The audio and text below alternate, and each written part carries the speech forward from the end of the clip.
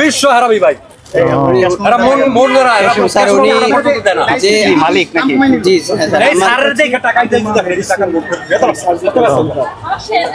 টাকা ফেরত দিচ্ছে, বলছি যে টাকা দেন, নাহলে সাড়ে ডাকবে, পরে যে টাকা দিচ্ছে এখন সেই কর্মচারী পালাই গেছে। একজন রোগী এসে ৫, ৭টা 10টা আইটেম ওষুধ নিলেন, উনি ক্যালকুলেটর চেপে বলতেছেন ২,০০০ টাকা দেন। এই ২,০০০ টাকা সত্যি দাম হলো না উনি দাম বাড়িয়ে দিয়ে ২,০০০ টাকা করে ফেললেন? এটা আমরা ভেরিফাই করবো কিভাবে বলেন?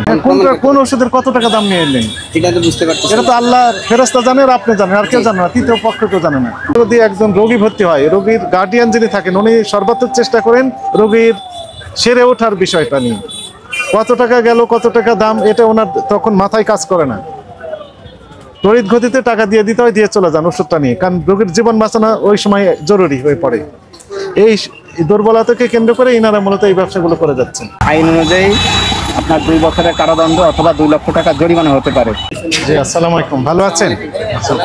কি ওই যে গতকালের যে একটা জাতীয় বিপর্যয়, একে কেন্দ্র করে আপনারা যে দাম বেশি নিচ্ছেন নাকি? দাম বেশি নেননি, এমআরপি চেয়ে বেশি নেননি। ইউজুয়ালি আপনারা তো কিছু পার্সেন্ট কমই দেন, তাই না?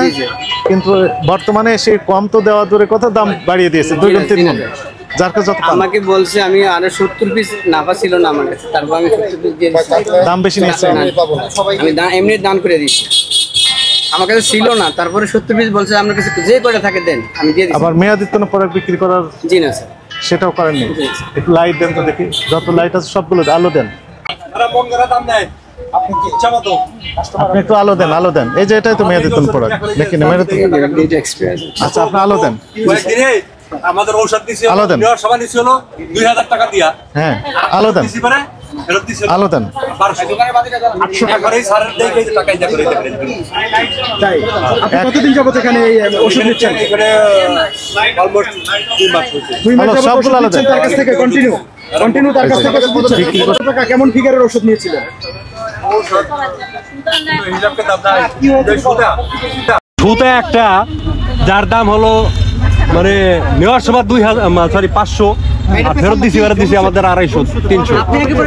এই যে গত 17 তারিখে, 17 তারিখ না সরি, এটা কত তারিখ নিল? ক্যাশ মোডে, ক্যাশ মোডে নেই এরা। ক্যাশ মোডে মালিক কোথায়? এই ভদ্রলোক ছিল না, এই ভদ্রলোক মোটামুটি খারাপ না, কিন্তু এত কর্মচারী বিশ্ব হারাবি ভাই। মালিক নাকি? জি টাকা ফেরত দিচ্ছে, বলছি যে টাকা দেন, নাহলে সাড়ে ডাকবে, পরে যে টাকা দিচ্ছে এখন সেই কর্মচারী পালাই গেছে। কর্মচারী পালিয়ে গেছে। আপনার তো অনেক অভিযোগ আপনার নামে। জি না স্যার, এই যে এখানে বললেন কোনটা? এই যে এখন বলে গেলেন না কাস্টমার না, উনি ওনার সাথে তো খারাপ ব্যবহার করার কারণে আমি ওনারে বাদ ফিরিয়ে দিয়েছি। কি প্রতিকার দিয়েছেন তাকে? ওই কাস্টমার তো বললো যে আমাদেরকে দেখে এবং রেজিস্ট্রেটকে দেখে আপনি টাকা রিটার্ন করছেন, তার আগে আপনি টাকা দেন, শুভ বিক্রি করতে পারবেন। সে তো অভিযোগ করে গেল ভাই। সে তো আপনার সামনেই বলল, আপনি তখন বলেন না কেন?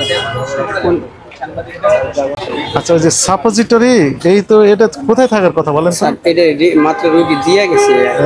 রোগী দিয়ে যাবে কেন আপনাকে? ওই যে ফেরত দিয়ে গেছে। সাপোজিটরি থাকার কথা ছিল হচ্ছে ফ্রিজে। স্যার এইখানে কেন? এখন দিয়ে গেছে মাত্র। রাখেন, এখনই রাখেন।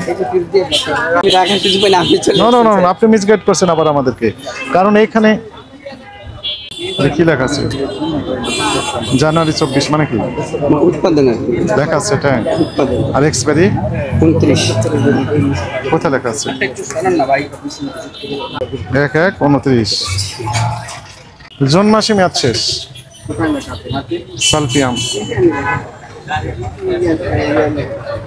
এটা তো মেয়াদ উত্তীর্ণ হয়ে গেছে। এইটাও তো মেয়াদ শেষ। ক্যাশ মেমো কই আপনার? ক্যাশ মেমো আছে আপনার কাছে?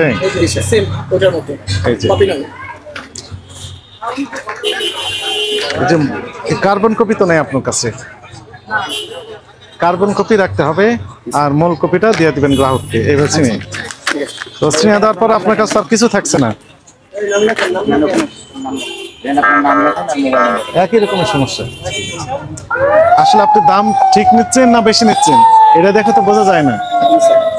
আপনি স্যার এই বানের যদি 100টা রুগীর জিজ্ঞাসা করেন, যদি আমার মানে কোনো বলে যে দাম বেশি নিচ্ছে, তাহলে দোকানদারি করবো না। জিজ্ঞেস করার প্রয়োজন নেই। আমি তো বার্ন ইউনিটে যে 100 রোগীকে জিজ্ঞেস করতে পারবো না, সে সুযোগ আমাদের নেই। শুনেন, আপনার এটা আমরা দেখতে পারবো যে আসলে আপনি এমআরপি কত টাকা নিয়েছেন আর এমআরপি কত লেখা ছিল। এখানে তো লেখা নেই একটারও। এখানে লিখে দিলে খুব কষ্ট হয়। কার্বন কপি লাগে। আচ্ছা, মনে করেন আমি যেটা বলি, একজন রোগী এসে 5, 7টা 10টা আইটেম ওষুধ নিলেন, উনি ক্যালকুলেটর চেপে বলতেছেন 2000 টাকা দেন। এই 2000 টাকা সত্যি দাম হলো না উনি দাম বাড়িয়ে দিয়ে 2000 টাকা করে ফেললেন? এটা আমরা ভেরিফাই করবো কিভাবে বলেন? বা ওই পেশেন্টের যে গার্ডিয়ান যিনি কিনতে আসছেন উনি বুঝবেন কিভাবে যে 2000 টাকা দিতে হবে? আমার কথা বুঝতে পেরেছেন? আপনি শুধু তো ক্যালকুলেটর চাপেন, চেপে বলেন যে 2500, 5000, 10,000 টাকা দেন। 10,000 টাকা দিবেন উনি কোন ভিত্তিতে? আপনাকে ওটা যদি আমার থাকতো তাহলে হয়তো উনি বুঝতে কোন ওষুধের কত টাকা দাম নিয়ে এলেন এটা তো বুঝতে পারতেছি। এটা তো আল্লাহ ফেরেশতা জানে আর আপনি জানেন, আর কেউ জানে না, তৃতীয় পক্ষ কেউ জানে না। জি। আপনার নাম কি? মহিউদ্দিন। আপনি কি বুঝতে পেরেছেন জি স্যার। অপরাধটা কোথায় হয়েছে বলেন? এই যে এই ক্যাশ মতের সমস্যাটা হয়েছে। এখানে কি কি সমস্যা পেলেন বলেন? এখানে প্রথমত মেয়াদোত্তীর্ণ ওষুধ তো রয়েছেই, যেটি আমরা পেলাম অল্প কয়েক মিনিটেই বেশ কয়েকটা ওষুধ পাওয়া গেল। বিদেশি যত রকমের প্রোডাক্ট আছে সেখানে ইম্পোর্টার নেই, ইম্পোর্টার একটা তো নেই। এমআরপি, হ্যাঁ, সে ইম্পোর্টার থাকলে তো ইম্পোর্টার ডিক্লারেশন দেবে যে এমআরপি এত টাকা, এটি গেল। এরপরে আমাদের কাছে যে তথ্য, সেই তথ্য অনুযায়ী আমরা যেটি দেখলাম যে পাকা ক্যাশ মেমো যদি দেওয়া হতো কাস্টমারদেরকে, তাহলে এখানে লেখা থাকতো কোন ওষুধের কত টাকা দাম নেওয়া হয়েছে। উনি শুধু ক্যালকুলেটর চেপেই বলেন যে 5,000, 10,000, 7,000, 15,000 টাকা বিল হয়েছে দেন। এখন এখানে যদি একজন রোগী ভর্তি হয়, রোগীর গার্ডিয়ান যিনি থাকেন উনি সর্বাত্মক চেষ্টা করেন রোগীর সেরে ওঠার বিষয়টা নিয়ে। কত টাকা গেল, কত টাকা দাম, এটা ওনার তখন মাথায় কাজ করে না। তড়িৎ গতিতে টাকা দিয়ে দিতে হয়, দিয়ে চলে যান ওষুধটা নিয়ে, কারণ রোগীর জীবন বাঁচানো ওই সময় জরুরি হয়ে পড়ে। এই দুর্বলতাকে কেন্দ্র করে ইনারা মূলত এই ব্যবসাগুলো করে যাচ্ছেন। প্রবলেমটা এখানেই তৈরি হয়েছে। পাকা ক্যাশ মেমো ওনারা দেন না। তো আপনার এই বিষয়ে ভাই কত মহিউদ্দিন সাহেব এদিকে হন। এখন এই যে পাকা ক্যাশ মেমো এখন থেকে দিবেন, আজকে থেকেই জি স্যার। কার্বন কপি দিতে হবে। আপনি তো আসবেন স্যার, আপনি তো আসবেনই। হ্যাঁ, আসবো না, আমরা রেগুলার মনিটরিং থাকবে। আপনি পরবর্তীতে এসে যদি না দেখেন তাহলে আমার যে ওষুধ নেবেন সেখানে লিখে দেবেন। জি স্যার। আমরা জানি কত দাম নিলেন সেটা লিখে দেবেন। এবং আমরা সবগুলো দিই, কিন্তু আসলে এটার ইয়েতে থাকা দরকার ছিল। এরা আমাদেরই ভুল হয়েছে। যখন কার্বন কপি দিছিল তখন কার্বন কপি কভার দেওয়ার কথা ছিল, কিন্তু উনি যে দিয়ে দিছে আমরাও বুঝি না যে এরকম। আমরা যে নতুন দোকান দিচ্ছি এই জন্য আর বুঝতে পারি না। তাদের আপনাকে একদম কাস্টমার বিশ্বাস করবেন কিভাবে? মানে আপনাকে শুধু নিজে নিজে চাপেন ক্যালকুলেটর, তাই না? দিয়ে বলেন যে এত টাকা। না, ওইটা হ্যাঁ, ওইটা তো আমরা তো এমআরপি করে তো নেওয়ার কোনো সম্ভাবনা নাই। সম্ভাবনা না, কিভাবে একজন কাস্টমার বুঝবেন যে বেশি নিলেন কিনা? কাস্টমার তো সবাই দেখেই নেয়। কিভাবে কি দেখে নেয়? এমআরপি দেখে নেয়। কোথায় এমআরপি দেখেন? গায়ের মধ্যে গায়ে তো ওনাকে ওই আপনি ওইখান থেকে সেলফ থেকে ওষুধ নিয়ে ওইখান থেকে যে কয়েকটা নিবেন সেটা এখানে নিয়ে এসে শুধু দেন। গোটা বক্স তো কাস্টমারকে এরকম ভাবে দেখান না, তাহলে উনি বুঝবেন কি? কাস্টমার দেখে এখন স্যার দেখা অনেক পরিবর্তন হয়ে গেছে। পরিবর্তন হয়েছে বলেই তো কমপ্লেন দিয়েছে আপনাদের নামে। ওই জন্য তো আমি ওনারে বিদায় করে দিছি, যে এই কাজ করছে তার জন্য ওনাকে বিদায় করে দিছি। এখন ডিক্লারেশন আপনার অপরাধ বুঝতে পেরেছেন? জি স্যার। কারেকশন হবেন এখন থেকে।